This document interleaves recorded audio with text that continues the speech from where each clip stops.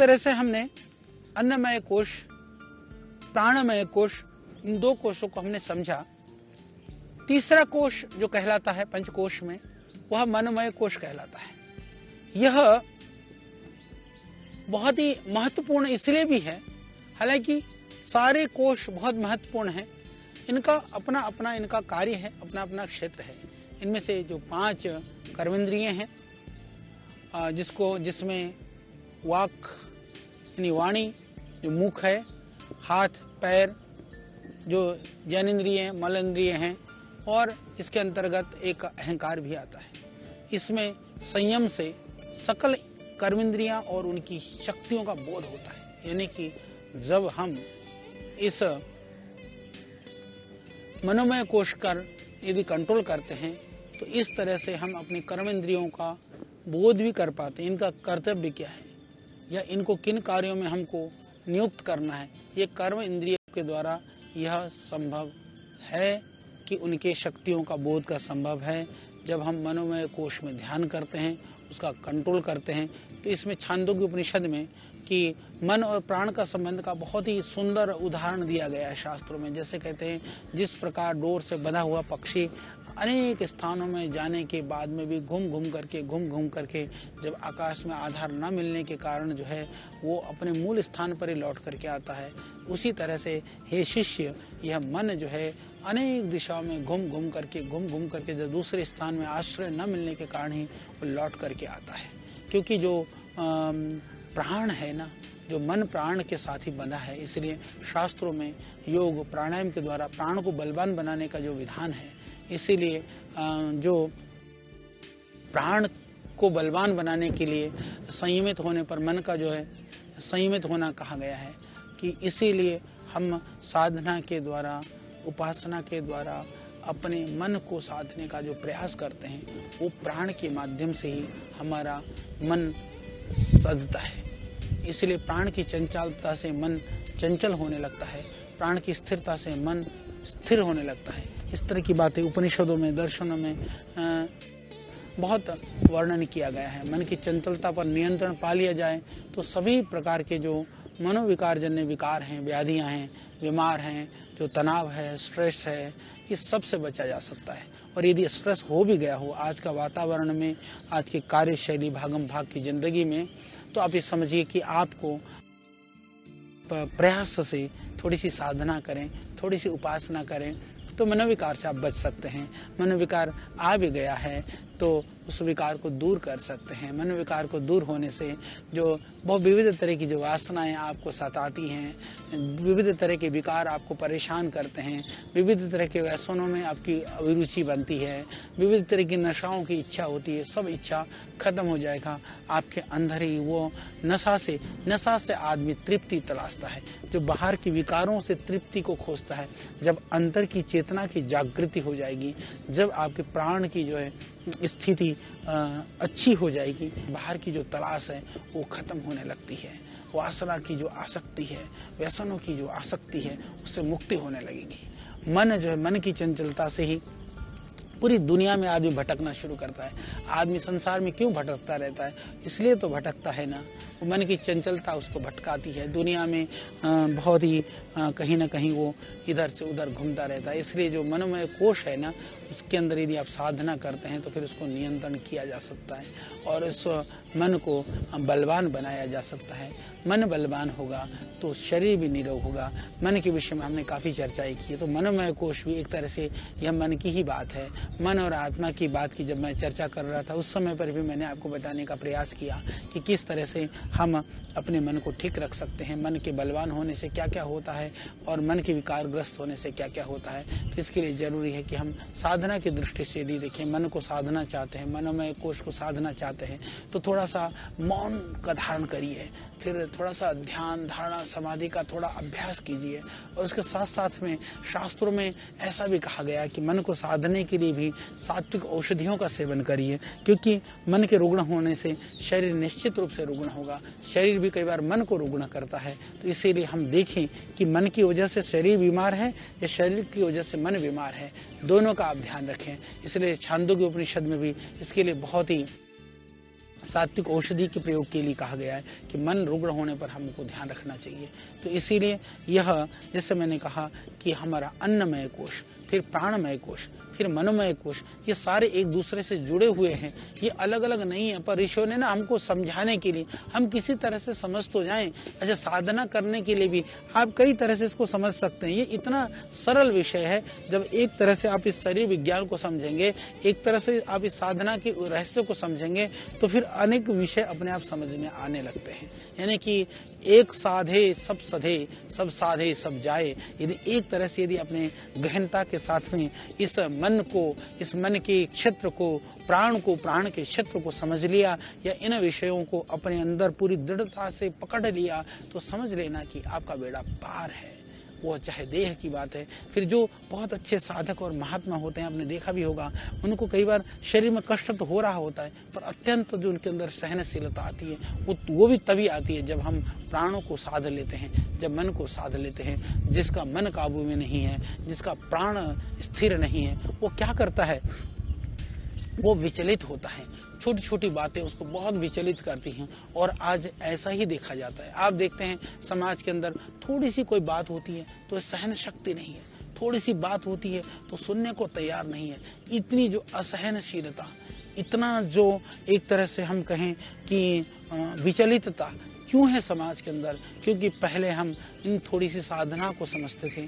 हमारी परंपराओं में ही उस चीज को सिखाया जाता था, हमारी संस्कृति में ही वो चीजें, हम पैदाइशी ही हम अपने पूर्वजों से, अपने बड़ों से ये चीज सीखते थे। आज वो विमुख हो रहा है।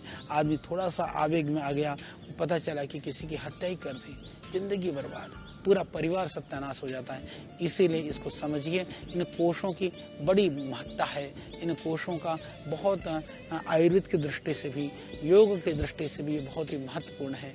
तो अब हम बात कर रहे हैं चौथा, जो विज्ञानमय कोश है, जिसके अंदर विज्ञानमय कोश के अंदर ही ज्ञानेंद्रिय आती हैं।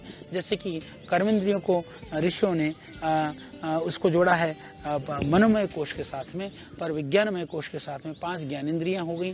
ज्ञानेंद्रियों के विषय में हमने काफी चर्चा की, ज्ञानेंद्रियों के कार्य क्षेत्र के विषय में चर्चा की। तो अब आपको ये पंचकोश आराम से समझ में आ रहे होंगे। और इसके अंदर बुद्धि और चित्त भी आते हैं। अभी हमने पंच ज्ञानेंद्रियों के पंच बुद्धि की बात करी, इसीलिए जो बुद्धि है, क्योंकि वो मन से सूक्ष्म है ऐसा कहा जाता है, तो सूक्ष्म जो है होने से ये बुद्धि और चित्त इसी के अंतर्गत आते हैं। इसके द्वारा ही व्यक्ति सारा जो व्यवहार करता है ना, वो इसी के आधार पर ही करता है। यानी कि जैसे बुद्धि होती है ना, आदमी उसी तरह से सोचना शुरू करता है, उसी तरह से व्यवहार करना शुरू कर देता है। पर प्रवृत्ति तो मन के द्वारा ही होता है, पर सोचने का काम बुद्धि के द्वारा करता है। तो इसीलिए हमको बुद्धि में संयम करना बहुत जरूरी है। कि बोले इसकी तो बुद्धि मारी गई थी, या इसकी तो बुद्धि खराब हो गई थी। जब हम गलत काम करते हैं तो लोग भी यही कहकर के हमको ताना मारते हैं, इसकी तो मति मारी गई है। यानी मति, बुद्धि जो है वह वास्तव में बहुत महत्वपूर्ण है। तो हमारी मति न मारी जाए, हमारी बुद्धि न खराब हो जाए, इसके लिए क्या करें? इसके लिए थोड़ा बुद्धि से विचार करें। बुद्धि से विचार करने के लिए क्या करें? बुद्धि के अंदर संयम करें। संयम सब तरह का होता है। संयम हम कई बार सोचते हैं खाने के संयम ही संयम है, पीने का संयम ही संयम है, वो तो स्थूल संयम है। वो एक तरह से अन्नमय कोश के ऊपर संयम करने का संयम है। पर धीरे धीरे बुद्धि का संयम क्या है कि कोई चीज, किसी मन में कोई इच्छा हुई, हमारे मन ने कहा कि ये कर, नहीं, कि विचार करिए, फिर उसको रोकें, करने वाले की तरफ प्रवृत्त करें। यही बुद्धि का संयम है। आहार का संयम, विचार का संयम, मन का संयम, कर्म का संयम, बुद्धि का संयम। ये संयम का तात्पर्य है कि न करना नहीं है। संयम का अर्थ निषेध नहीं है, आप ध्यान रखिएगा। कई बार हमको लगता है ना संयम कर मतलब निषेध कर, नहीं। संयम का अर्थ है गलत की ओर प्रवृत्त न होना। और योगस्य चित्तवृत्ति निरोध का भी यही अर्थ है। मैं आज एक बात बताना चाहता हूँ। कई लोग कहते हैं कि चित्तवृत्तियों का निरोध होना ही योग है। चित्तवृत्तियों का निरोध, वृत्तियां कभी रुकती नहीं है, क्षमा करिएगा, कभी नहीं रुकती हैं। जो लोग ये कहते हैं कि वृत्तियों का रोकना ही योग है, अरे भाई जब तक जीवन है वृत्तियां तो चलेंगी ही चलेंगी। वृत्तियों में संयम करना, यहाँ चित्तवृत्ति निरोध का अर्थ है संयम। संयम का अर्थ है कि सही कार्य की ओर प्रवृत्त करना। जहां जिस कार्य में प्रवृत्त करना जरूरी है उसी कार्य की ओर हमको प्रवृत्त करना है। यदि सही जगह पर प्रवृत्त किया, यदि आपने निरोध कर दिया तो फिर बोध कैसे होगा? सारे वृत्तियों को तो आपने रोक दिया, सारे ज्ञानेंद्रियों के, मनेंद्रियों के जो कर्म थे, प्रवाह था, सब रोक दिया। बोध कहां से होगा मेरे भाई? संयम करने से वह सही चीज में प्रवृत्त होंगी, सही जगह पर प्रवृत्त होंगी, तो ही आपको इन ज्ञानेंद्रियों का, उनके दिव्य ज्ञान का, उनकी शक्तियों का तब फिर बोध होने लगेगा। आप ये समझिए, उस बोध के लिए, उस ज्ञान के लिए, उस साक्षात्कार के लिए संयम की जरूरत है, निरोध की जरूरत है। योगश्चित्त वृत्ति निरोध का अर्थ है सही कार्य की ओर प्रवृत्त कराने की आवश्यकता है, जिससे कि ज्ञानेंद्रियों के द्वारा जो किए जाने वाले अच्छे बुरे सब कार्यों का निर्णय बुद्धि के द्वारा ही होता है। इसीलिए इस निर्णय की शक्ति को विज्ञानमय कोश कहा है। तो विज्ञान कोश के माध्यम से ही हम सही निर्णय ले सकते हैं, बुद्धि को सही जगह पर लगा सकते हैं। इसके लिए जरूरी है संयम। तो संयम जीवन में बहुत महत्वपूर्ण है। इसी को निरोध कहा गया है। निरोध का अर्थ रोकना नहीं है, संयम का अर्थ भी रोकना नहीं है। संयम का अर्थ है कि सही चीज में प्रवृत्त कराना जहां जरूरी है। तो इस संयम के द्वारा क्या हो जाता है कि व्यक्ति जैसे संयम करने लगता है ज्ञानेंद्रियों पर। तो जैसे शब्द पर संयम किया तो गलत शब्दों की तरफ हमारे कान नहीं भागेंगे। आस्वाद पर संयम किया तो जो गलत भोजन के प्रति प्रवृत्ति नहीं बनेगी। इसी तरह से गंदगी की तरफ प्रवृत्ति नहीं बनेगी। ये सब चीजों से जो सारे हमारे वाणीगत दोष नहीं होंगे वाणी में संयम होने से। तो ये सारे ज्ञानेंद्रियों पर संयम करने से जितना जरूरी है। इसीलिए कभी भी आप देखिए, हम कहते हैं जब प्रार्थना करते हैं, वाग में आस्यस्तु, प्राण नक्षोर में प्राणोस्तु, अक्षोर में चक्षुरस्तु, भद्रम कर्णेभिः शृणुयाम देवा, भद्रम पश्येमाक्षर अक्षरभिर् यजत्रा स्थिरैरंगैः तुष्टवांग स्वस्तिभिर्व्यसेमहि देवहितं यदायु। इसका अर्थ क्या है? ये थोड़ी ना कहा कि एकदम निरोध कर दो, इंद्रियों से सारे काम छोड़ दो। नहीं, भद्रम कर्णेभिः, अरे सुनो तो सही, पर अच्छा सुनो। आंखों से देखो तो सही, अच्छा देखो। कानों से, नाकों से सूंघो तो सही, नाक से सूंघने में अच्छा सूंघो। तो ये अच्छे के लिए कहा गया। तो क्या है कि फिर अच्छे का तात्पर्य है कि जितना जरूरी है, जितना तुम्हारे लिए शुभ है, तुम्हारे लिए मंगलकारी है, तुम्हारे लिए कल्याणकारी है, तुम्हारे लिए लाभकारी है, इतना ही तुमको सुनना है, उतने के लिए तुमको प्रवृत्त होना है। यदि तुम ज्यादा प्रवृत्त हुए तो लाभ की जगह पर, मंगल की जगह पर कहीं वो अमंगलकारी भी हो सकता है। इसको समझना है। यही साधना है, यही योग है, यही आयुर्वेद है। इसलिए आपको सुनिए, इस विज्ञानमय कोश के माध्यम से मैं आपको यह बताने का प्रयास कर रहा हूं कि आप यदि अपने दोषों को दूर करना चाहते हैं, आप विकारों से बचना चाहते हैं, आसक्ति को छोड़िए, इन ज्ञानेंद्रियों का जो आवश्यकता के अनुसार इनका प्रयोग कीजिए और इन कोशों के रहस्यों को, इस विगत जो बृहद गहन जो गूढ़ ज्ञान है, इसको आप समझिए। फिर हम बात करेंगे पांचवा जो कोश है वह आनंदमय कोश है। आनंदमय कोश जो है वो बहुत सूक्ष्म है, जो बिल्कुल जिसका संबंध आत्मा के साथ है, जिसमें प्रीति है, प्रसन्नता है, जहाँ पवित्रता है, आनंद है, जहाँ जीवात्मा का वास है, अधिष्ठान है। यही तो जीवन का लक्ष्य है। जहाँ प्रीति हो, प्रसन्नता हो, आनंद हो, वासनाएं, विकार और दुख और उससे निवृत्ति हो। इसी के लिए जीवन में सारे कर्मों को हम करते हैं। तो पंचकोश में ध्यान करते करते करते जहाँ दिखा कहाँ दोष है, प्राणमय में है, मनोमय में है, विज्ञानमय में है, उन्हें सबकी शुद्धि करते हुए, विचार करते हुए, चिंतन करते हुए, मनन करते हुए, सब करते करते करते करते हमको धीरे धीरे और अंतर की ओर और अंतर की ओर और अंतर की ओर प्रविष्ट हो जाना है। जब प्रविष्ट हो जाएंगे तो जो आनंद स्वरूप जो परमात्मा है, जो जीवात्मा का जहाँ वास है, वहाँ पर उस आनंद की स्थिति में हम पहुँच जाएंगे।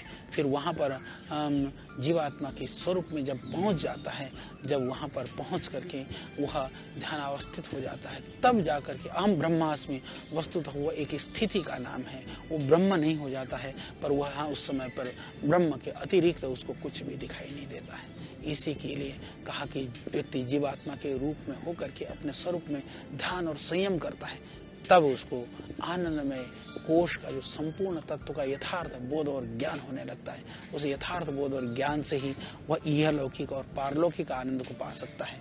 तो इसीलिए जरूरी है कि यदि आप संसार के सुख को चाहते हैं, यदि आप दुख से निवृत्त होना चाहते हैं, यदि आप रोग से बचना चाहते हैं, और यदि आप चाहते हैं कि आप रोगी ना हो, यदि आप चाहते हैं कि आपके पारिवारिक कोई भी जन्म व्याधि से ग्रसित न हो, यदि आप चाहते हैं कि आपके घर में किसी भी तरह का क्लेश और कष्ट न हो, यदि आप चाहते हैं कि घर में शांति हो और आनंद हो और आपके घर में बहुत ही आह्लाद का, प्रसन्नता का वातावरण हो, तो इनको जानना, समझना और इसके अनुसार आचरण करना बहुत जरूरी है। क्योंकि जो बात मैं बता रहा हूँ ये कोई कथा या कहानी नहीं है, ये कोई कथा सुन लिया और आपका कल्याण हो गया, ये तो आचरण में उतारने की बात है। यदि आप इसको आचरण में उतारेंगे, यदि आप जीवन में इसको धारण करेंगे, तो अथाह आनंद की असीम सुख की प्राप्ति होगी। तो उसी की प्राप्ति ही हमारा जीवन का लक्ष्य है। क्योंकि जीवन में कोई भी तो दुख नहीं चाहता है, हम जीवन में दुख तो चाहते नहीं है। दुख हमको क्यों मिलता है? निश्चित रूप से हमारी अज्ञानता की वजह से हमको दुख मिलता है। तो फिर सुख ज्ञान से मिलेगा। ज्ञान के लिए हम सब आत्मा से लेकर, परमात्मा से लेकर के और इन कोशों से लेकर के चक्रों की बात हम कर रहे हैं। क्योंकि दुख ही तो रोग है। रोग सिर्फ चोट लग जाना, या हम रोग उसको मानते हैं। कई बार क्या है ना, हमको लगता है कि रोग मतलब जब शरीर में कोई व्याधि हो गई, कब्ज हो गया, गैस बन गई, बवासीर हो गया, हार्ट की प्रॉब्लम हो गई, दिमाग में सर में दर्द हो गई, वो रोग है। मैं कहता हूं कि रोग वस्तुतः रोग का परिणाम क्या है? दुख है। रोग का परिणाम दुख है। तो मेरे भाई, जितने भी दुख हैं वो सारे रोग हैं।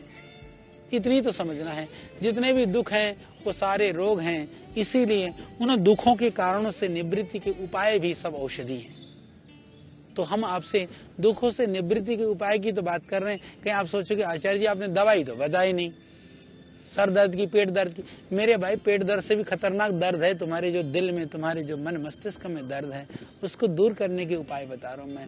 ये तो स्थूल जो अन्नमय कोश की औषधियां हैं वो तो उसकी भी हम चर्चा करेंगे, ये भी हम आपको सिखाएंगे, बताएंगे। पर इस बार हमने ठान लिया था, इस बार जो आयुर्वेद के जो रहस्य हैं, आयुर्वेद के गुण तत्व हैं, उनको समझाना है। आपके जीवन के लिए जो जो भी जरूरी है, चाहे इसको कड़वा काढ़ा समझ करके पीने पर आप करेंगे तो आपको बड़ा आनंद आएगा। आप थोड़ा सा उठ करके प्रतिदिन ध्यान करना शुरू कर देंगे, प्रतिदिन थोड़ा सा बैठ करके चिंतन करना शुरू कर देंगे। इस जीवन की जो नश्वरता है, परमात्मा की जो नित्यता है, और उसको समझने के लिए ये पंचकोशों का जो ज्ञान है, उस कोशों के अंदर स्थित होकर के ये जो चिंतन की एक जो श्रृंखला है, ये जो कड़ी है, ये निर्विवाद रूप से चलनी चाहिए। घरों में इसका अभ्यास कराइए, आदत डलवाइए। मेरे भाई, दवाई तो मजबूरी का नाम है। यदि इस दवा का आपने सेवन किया तो वो मजबूरी से आप बच पाएंगे, आप आनंदित जीवन को जी पाएंगे। तो इसी तरह से हम बात कर रहे थे कि विज्ञानमय कोश के बाद में जो आनंदमय कोश है, तो उसके बाद आदमी क्या कर सकता है कि इन पांचों कोशों का जो आनंदमय कोश का अर्थ ही है कि पूरी तरह से जो आनंद की जो स्थिति है, इसमें संयम करने से, इसको और संयम को कैसे करें, हम इसके लिए फिर आगे चर्चा करेंगे। जो जैसे अष्टचक्र आदि के विषय में हम बात करेंगे। ये पूरा एक विषय है। ये एक दिन पढ़ने से, सुन लेने से एकदम चीजों का ग्रहण नहीं होता, पर समझने से ये चीज समझ में आती है। बात यह है, पहले पता तो चले कि कौन सा अंग किस से संबंधित है और किस अंग को किस तरह से हम निरोग बना सकते हैं। यही उपाय हमने इन पंचकोशों के माध्यम से इसको बताने का प्रयास किया है। इस ज्ञान को मैंने देने का प्रयास किया आपको कि ये गहन उपनिषद का, हमारे शास्त्रों का ज्ञान है। तो मैंने सरल भाषा में आपको समझाने का प्रयास किया है। तो आप ध्यान रखिए कि इन कोशों के ज्ञान के द्वारा ही, इसके संयम के द्वारा ही, आप इनके नॉलेज के द्वारा ही आप अपने शारीरिक व्याधियों को, मानसिक व्याधियों को दूर कर सकते हैं। शारीरिक व्याधि को दूर करने के लिए तो बहुत सारे हॉस्पिटल, चिकित्सा पैथियां काम करती हैं, पर मानसिक व्याधि को दूर करने के लिए मेरे भाई, आप अपने मानसिक व्याधि को किसी कंसल्टेंट के द्वारा नहीं, किसी दूसरे साइकोलॉजिस्ट के द्वारा नहीं, अभी तो अपनी साइकोलॉजी को ठीक करके ज्यादा ठीक कर सकते हैं। तो दूसरे साइकोलॉजिस्ट की जरूरत नहीं पड़े, दूसरे मनोचिकित्सक की जरूरत ना पड़े, हम अपने मन को ही ठीक कर लें तो मेरा मन ही मेरा चिकित्सक बन जाएगा। मेरा मन ही मेरा बीमारी का कारण नहीं, मेरा मन मेरे रोगों से मुक्ति का कारण बनेगा। तो हम चाहते हैं कि आपका मन ऐसा दिव्य बने, भव्य बने। क्योंकि पुनः बार बार जब हमने मन की बात की थी तो भी हमने इस बात को आपको अच्छी तरह से समझाने का प्रयास किया था। मन के अंदर अपार शक्ति और सामर्थ्य है, उस शक्ति और सामर्थ्य को पहचानिए। तो इसको पहचानने के लिए हमने जो उपाय थे, ये ध्यान के द्वारा, साधना के द्वारा, इससे उस अंदर हमारे अंदर छिपे हुए अथाह शक्ति और सामर्थ्य को हम पहचान पाएंगे और आनंद की स्थिति पर पहुंच पाएंगे। जो मार्ग पर जो विविध तरह की जो अवरोध हैं, विविध तरह की जो रुकावटें हैं, उन रुकावटों से भी हम परे हो पाएंगे। तो आइए हम इस पंचकोश को जानें। जैसे कि मैंने अभी आपको बताया, अन्नमय कोश, प्राणमय कोश, मनोमय कोश, विज्ञानमय कोश, आनंदमय कोश। ये कोश उत्तर और सूक्ष्मता की तरफ है, बहुत सूक्ष्मता के अर्थ होकर के इस पंचकोशों को गुहा कहा गया। जिस तरह से एक अंधेरी गुफा के अंदर कहीं दूर से एक रोशनी की किरण दिखाई देती है, जब आप ध्यान में बैठते हैं तो आप ऐसा महसूस करिए कि आप ये ना महसूस करिए कि आप शरीर में बैठे, आप महसूस करिए कि आप एक गहर गुफा के अंदर प्रविष्ट हो रहे हैं और वहाँ गुफा के अंतर बिल्कुल अंतिम छोर में बहुत तेज प्रकाश पुंज है, जहाँ पर किसी भी तरह का कोई रोग, शोक, विपत्ति, विषमता, कटुता नहीं है। वहां पहुंचना हमारा लक्ष्य है। तो इसीलिए इस पंचकोश का आप ज्ञान को प्राप्त करिए और इसी के लिए सारे जो उपनिषद हैं, दर्शन हैं, शास्त्र हैं, सब इसी की चर्चा करते हैं। और आयुर्वेद का भी मुख्य प्रयोजन है संपूर्ण स्वास्थ्य, प्रसन्न आत्मा इंद्रिय मन, जो हम आयुर्वेद में कहते हैं कि आत्मा की प्रसन्नता गोली बटी चूर्ण खा करके नहीं होगा। आत्मा की प्रसन्नता तो इस तरह की साधना के द्वारा प्राप्त की जा सकती है। हमारे बहुत सारे आयुर्वेद के चिकित्सकों को भी क्षमा करिएगा, कभी कभी थोड़ी सी बात आती है तो आप व्यक्तिगत रूप से ना लें। उनको भी पता नहीं कि आत्मा की प्रसन्नता कैसे होगी। प्रसन्न आत्मा, अरे आत्म प्रसन्न कैसे होगा? इसी तरह से होगा जैसे मैंने आपको बताया, उसको करोगे प्रसन्न आत्मा इंद्रिय मन, फिर मन और इंद्रियां तो अपने आप प्रसन्न हो जाएंगे। फिर स्वस्थ इत्यभिधीयते, फिर वास्तव में आप पूर्ण स्वस्थता को प्राप्त कर सकेंगे। अन्यथा पूर्ण स्वस्थ होने की चाहना छोड़ दो। या तो इन शास्त्रों के कथनों को, वचनों को, इन उपायों को जीवन में धारण करो। जीवन में धारण नहीं कर सकते हो तो मेरे भाई पूर्ण स्वस्थ होने की कामना को छोड़ दो। मुझे लगता है कामना को नहीं छोड़ना है, अभी तो इन चीजों का धारण करना है। तो आइए आज हमने आपको प्रयास किया इन पंचकोशों के विषय में बताने का, ज्ञान देने का। तो इन पंचकोशों के ज्ञान के द्वारा अपने आप को शारीरिक व्याधियों से मुक्त होकर के, मानसिक व्याधियों से मुक्त होकर के परमानंद को प्राप्त करिए। तो कल फिर अब अगली कड़ी में और दूसरे ज्ञान और विज्ञान के साथ हम होंगे आपके मध्य। तब तक के लिए आप मुझे दीजिए विदा। ओम। ऋषियों के ज्ञान से लेकर प्रकृति के वरदान तक